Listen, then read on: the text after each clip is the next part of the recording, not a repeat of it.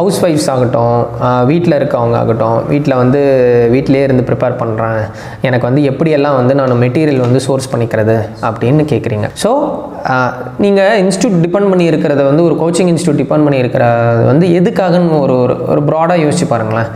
ஒன்று டெஸ்ட் சீரீஸ்க்கான ஒரு செட்டப் வேணும். உங்களுக்கு போய் உட்காந்து எழுதணும், எல்லாரு கூடயும் உட்காந்து எழுதணும். ஒன்று அது மெயின். ரெண்டாவது மெட்டீரியல் கோச்சிங் இன்ஸ்டியூட்ஸில் டைம் எடுத்து ப்ரிப்பேர் பண்ணி கொடுக்குறாங்க.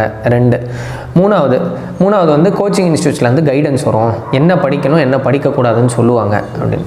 இது மூணுமே நீங்கள் எப்படி உடைக்கலாம் கோச்சிங் இன்ஸ்டியூட்ஸ் எல்லாமே. நீங்கள் டெஸ்ட் சீரீஸ் போகிறதுக்கு ஒரே ஒரு தேவை என்னென்னா இது மட்டும்தான். நீங்கள் அந்த எக்ஸாம் ஹாலுக்கான ஃபீல் வரணுன்றதுக்கு ஒரு காரணம் தான். இதுக்கு நான் ஒரு 2-3 ஆல்டர்னேட்டிவ் சொல்கிறேன். அடுத்தது 2 மெட்டீரியல் நீங்கள் சமச்சீர் கல்வி புக்ஸ் படிக்கிறீங்க. அடுத்து ஸ்டாண்டர்ட் ரெஃபரன்ஸ் புக்ஸ்ன்னு இருக்குது. நானே சொல்லிடுறேனே, இது ஹிஸ்ட்ரிக்கு ஸ்பெக்ட்ரம் யூஸ் பண்ணேன். அப்புறம் மேக் புக், அரிஹந்த் பப்ளிகேஷன்ஸில் மேக் புக்குன்னு ஒன்று இருக்குது. அது கொஞ்சம் சீக்கிரமாக ரிவைஸ் பண்ணுறதுக்கு யூஸ் ஆகும், அது யூஸ் பண்ணேன். அடுத்தது ஜியாகிரஃபிக்கு யூத் பேப்பரின் இனிய வணக்கம். மறக்காமல் சப்ஸ்கிரைப் பண்ணுங்கள், பக்கத்தில் இருக்க பெல் ஐகானை கிளிக் பண்ணுங்கள். தேங்க்யூ. எல்லாருக்கும் வணக்கம். என்னோடய பேர் ஜாஃபர் சித்திக். நான் 2019 நடந்து முடிஞ்ச டிஎன்பிஎஸ்சி குரூப் 1ல் ரேங்க் 73 வாங்கி டிஎஸ்பி சூஸ் பண்ணியிருக்கேன். ஒரு முக்கியமான கேள்வி ஆஸ்பிரன்ஸ்க்கு நடுவில் இருக்கிறது கோச்சிங் இன்ஸ்டியூட்ஸ்க்கு போகணுமா போகக்கூடாதா, கோச்சிங் இன்ஸ்டியூட்ஸ் போகாமல் படிக்கவே முடியாதாமே அப்படிங்கிறது தான் ஒரு பெரிய டவுட்டாக இருக்குது. எல்லாருமே சார் எந்த கோச்சிங் இன்ஸ்டியூட் ஜாயின் பண்ணால் சார் நல்லாயிருக்கும், நீங்கள் எந்த கோச்சிங் இன்ஸ்டியூட்டில் சார் படித்தீங்க, நீங்கள் எதில் படித்தீங்கன்னு சொல்லுங்கள் சார், நான் படிக்கிறேன் அப்படின்னு நிறைய பேர் கேட்குறீங்க. நான் டிஎன்பிஎஸ்சிக்கு எந்த கோச்சிங் இன்ஸ்டியூட்டும் ஜாயின் பண்ணல. எந்த கோச்சிங் இன்ஸ்டியூட்டோட மெட்டீரியலோ எதுவுமே ஸ்பெஷலாக வாங்கி படிக்கலை. இப்போ ஹவுஸ் ஒய்ஃப்ஸ் ஆகட்டும், வீட்டில் இருக்கவங்க ஆகட்டும், வீட்டிலேயே இருந்து ப்ரிப்பேர் பண்ணுறேன், எனக்கு எப்படியெல்லாம் நான் மெட்டீரியல் சோர்ஸ் பண்ணிக்கிறது அப்படின்னு கேட்குறீங்க. ஒன்று முன்னாடி சொன்ன மாதிரியே தான் சமச்சீர் கல்வி புக்ஸ் அவ்வளோ ரொம்ப காஸ்ட்லியெலாம் இல்லைங்க. நீங்கள் பிடிஏல போய் கேட்டிங்கன்னா கொடுத்துருவாங்க சமச்சீர் கல்வி புக்ஸு. அப்படி இல்லையா, ஆன்லைனில் ஒவ்வொரு சமச்சீர் கல்வி புக்ஸுக்கான பிடிஎஃப் ஃபைலும் ஆன்லைனில் அவைலபிளாக இருக்குது. நம்ம யாருமே இப்போ ஸ்மார்ட் ஃபோன்ஸ் இல்லாமல் இல்லை. ப்ரிப்பரேஷனுன்னு வந்துருச்சுன்னா ஸ்மார்ட் ஃபோன் எல்லாரும், ப்ரிப்பரேஷனுன்னு இல்லை, அது ஒரு பேசிக் நெசசிட்டியாக மாறிடுச்சு எல்லாரோட லைஃப்லேயும். ஸ்மார்ட் ஃபோனில் பிடிஎஃப் டவுன்லோட் பண்ணிக்கோங்க. அடுத்து 2வது கரண்ட் அஃபேர்ஸ்க்கு நியூஸ் பேப்பர் எதாவது படிங்க. அப்படி இல்லையா, ஃப்ரீயாக மெட்டீரியல் கொடுக்குற நிறைய நல்ல இன்ஸ்டியூட்ஸ் இருக்காங்க. ஃப்ரீயாக மெட்டீரியல்ஸ் கொடுக்குற நிறைய நல்ல இன்ஸ்டியூட்ஸ் இருக்காங்க. அந்த இன்ஸ்டியூட்ஸ்க்கான இது வாங்கிக்கோங்க. பட் நான் என்ன சொல்லுவேன்னா, ஒரே ஒரு இன்ஸ்டியூட்கான மெட்டீரியல் எப்போவுமே டிபெண்ட் பண்ணாதீங்க. ஏன்னா நீங்கள் என்ன பண்ணுவீங்கன்னா, உங்களை அறியாமல் நீங்களே அந்த ஆங்கிள்லேயே போயிடுவீங்க. லைக் இந்த இன்ஸ்டியூட்டில் இந்த டாபிக் மட்டும் தான் கவர் பண்ணுறாங்கன்னா அந்தந்த டாபிக் மட்டும் தான் நீங்கள் கடைசியில் போய் பார்த்தா நீங்கள் படிச்சிருப்பீங்களே தவிர மற்ற டைவர்ஸான டாபிக் படிச்சிருக்க மாட்டீங்க. அதனால் நான் என்ன சொல்கிறேன், பெட்டர் நியூஸ் பேப்பர் படிங்க. நியூஸ் பேப்பர் படிச்சுட்டு சப்ளிமெண்ட்க்கு ஒரு கோச்சிங் இன்ஸ்டியூட்டோட ஏதோ ஒரு ஃப்ரீ மெட்டீரியல் அவைலபிளாக இருக்கும் ஆன்லைனில், அந்த ஃப்ரீ மெட்டீரியல் யூஸ் பண்ணிக்கோங்க. ஸோ கோச்சிங் இன்ஸ்டியூட்ஸ்க்கு நீங்கள் டிபெண்டாக இருக்கணுன்ற அவசியம் வராது. அடுத்தது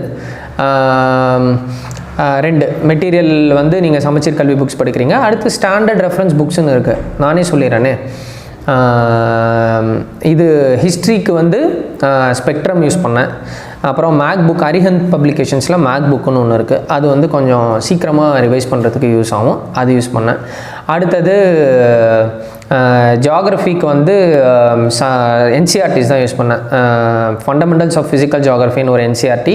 நீங்கள் சமச்சீர் கல்வி புக்ஸ்லேயும் ஜியாகிரஃபியில் நல்ல புக்ஸ் இருக்குது. நானும் படித்து பார்த்தேன். பட் எனக்கு கண்டென்ட் ரிப்பீட் ஆகக்கூடாதுன்றனால நான் என்சிஆர்டியில் ஸ்டிக் பண்ணிக்கிட்டேன். அடுத்தது பாலிட்டிக்கு லக்ஷ்மிகாந்த் நான் ஃபாலோ பண்ண புக்ஸு. என்வாயன்மெண்ட்க்கு இதில் என்சிஆர்டியில் 2 பார்ட் இருக்கும். என்வாயன்மெண்ட் பார்ட் 1 பார்ட் 2ன்னு இருக்கும். அந்த புக்ஸ் ஃபாலோ பண்ணேன். அடுத்தது வேறு என்ன இருக்குது சப்ஜெக்ட், பெருசாக எதுவும் சப்ஜெக்ட் இல்லை. எக்கனாமிக்ஸ்க்கு சங்கர் கணேஷ்ன்ற ஒரு ஆத்தரோட புக்ஸ் ஃபாலோ பண்ணேன். அப்புறம் பட் இதெல்லாமே பேசிக் ரெஃபரன்ஸ் புக்ஸாக தான் யூஸ் பண்ணேன். பெருசாக படிச்சிட்டாலும் கரண்ட் அஃபேர்ஸில் தான் உங்களுக்கு புதுசான இன்ஃபர்மேஷன் வரும். ஸோ கரண்ட் அஃபேர்ஸில் ரொம்ப அப்டேட்டடாக இருங்க. அதில் வர புது இன்ஃபர்மேஷனை நீங்கள் உங்களோட பேசிக் மெட்டீரியல்ஸில் அப்டேட் பண்ணிக்கோங்க. ஸோ இது மூலமாக வந்து நீங்கள் மெட்டீரியல்ஸ்க்கு வந்து இன்ஸ்டியூட்ஸ்க்கு இவ்வளோ காசு கட்டணும் அவ்வளோ காசு கட்டணுங்கிற ஒரு அவசியத்தை தவிர்க்கலாம். நான் திருப்பியும் சொல்கிறது தான், சமச்சீர் கல்வி புக்ஸ்க்கு தான் வந்து இம்பார்ட்டன்ஸ் கொடுத்தேன். ப்ளஸ் என்னோடய ஸ்டாண்டர்ட் புக்ஸ் ரெஃபரன்ஸ்க்கு என்னென்ன வச்சுருந்தானோ அந்த புக்ஸ் தான். எல்லாருக்குமே வந்து கண்டிப்பாக ஸ்டாண்டர்ட் புக்ஸ்ன்னு இருக்கும். அதுதான் கோச்சிங் இன்ஸ்டியூட்ஸுமே கூட சொல்கிறாங்க. ஸோ அதுதான் வந்து நான் ஃபஸ்ட்டு ஃபாலோ பண்ணது. டிஎன்பிஎஸ்சிக்கு வந்து ப்ரிலிம்ஸ்க்கோ இல்லை மெயின்ஸ்க்கோ வந்து எந்த கோச்சிங் இன்ஸ்டியூட்ஸ்க்கோ நான் டெஸ்ட் சீரீஸ்க்கு ஃபீஸ் கட்டியோ இல்லை வந்து கோர்ஸு கிராஷ் கோர்ஸுன்னு சொல்கிறாங்க அது இதுன்னு எல்லாம் சொல்கிறாங்க, அந்த மாதிரி எதுவுமே நான் ஜாயின் பண்ணலைங்க. ப்ரிப்பரேஷனில் மெயின்ஸ் ஆகட்டும் ப்ரிலிம்ஸ் ஆகட்டும் ரெண்டுமே பண்ணேன். எல்லாமே என்னோடய ஓன் மெட்டீரியல் தான். நீங்களே பார்த்துருப்பீங்க நான் முன்னாடி ஷேர் பண்ணது எல்லாமே என்னோடய ஓன் மெட்டீரியல்ஸ் தான். அதை வச்சு தான் பண்ணேன். Previous year question papers best material எப்போ ப்ரிப்பேர் ஆகும்னா syllabus, previous year question papers, இதை வச்சு நீங்கள் அனலைஸ் பண்ணிவிட்டு நீங்கள் அந்த ரிவிஷன் ப்ராப்பரான ரிவிஷன் எடுத்துகிட்டு ப்ரிப்பேர் பண்ணுற நோட்ஸ் தான் பெஸ்ட்டு நோட்ஸு.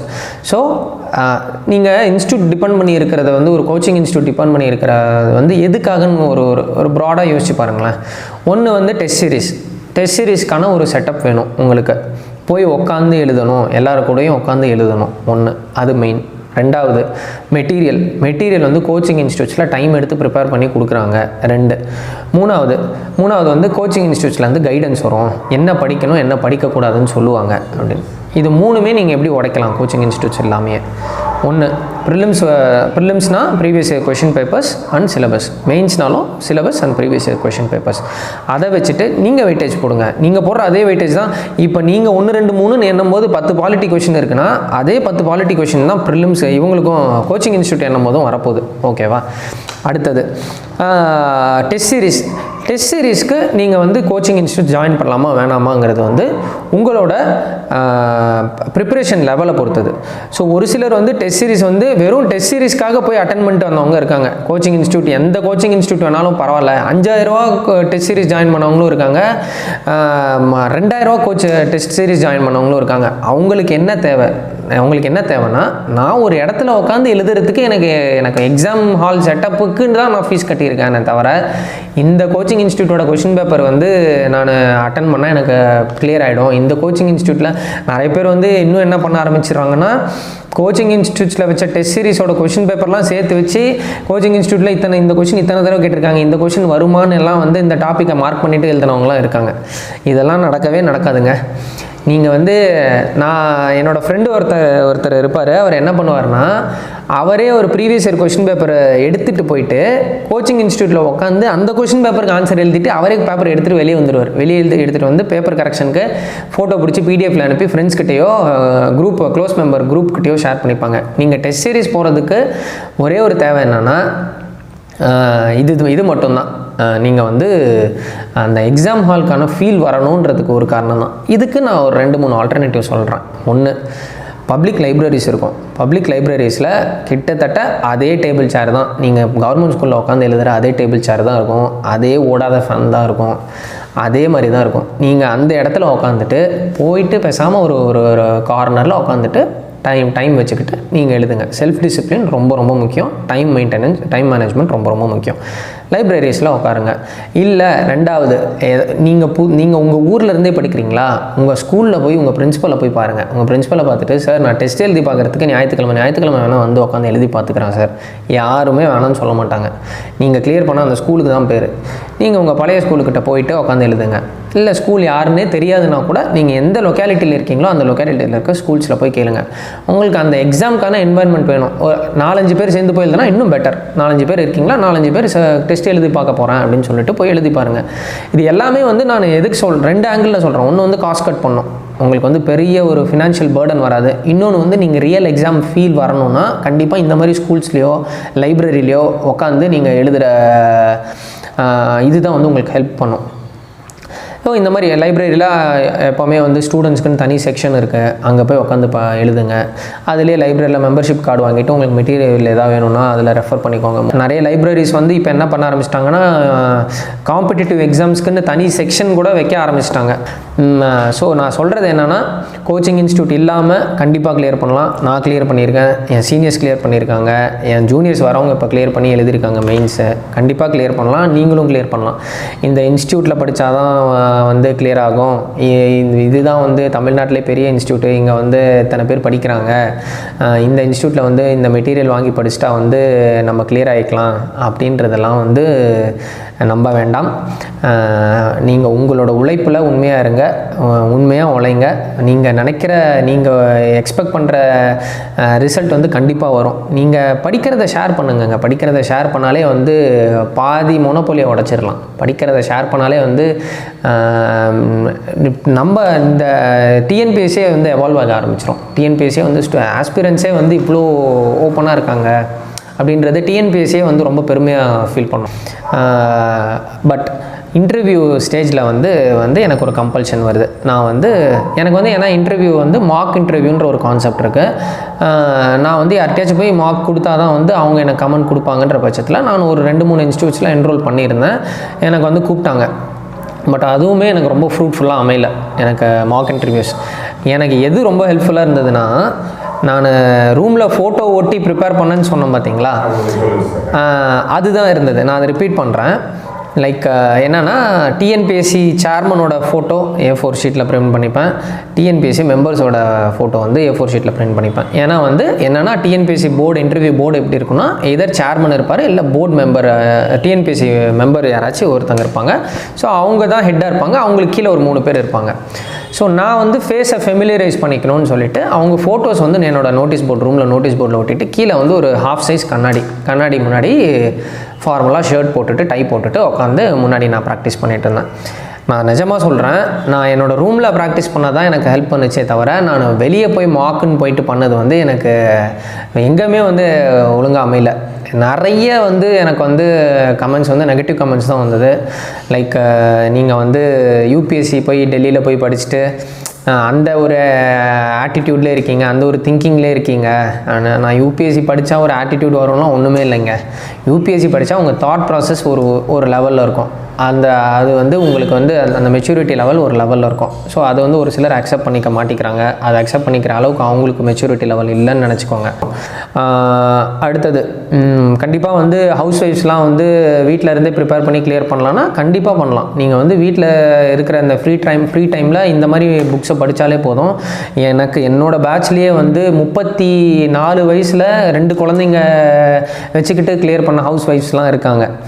அவங்களாம் பெரிய இன்ஸ்பிரேஷன். அவங்க ஸ்டோரியெல்லாம் பொட்டி கடையில் வேலை செஞ்சுட்டு கிளியர் பண்ணவர் இருக்கார், மளிகை கடையில் வேலை செஞ்சுட்டு கிளியர் பண்ணவர் இருக்கார்.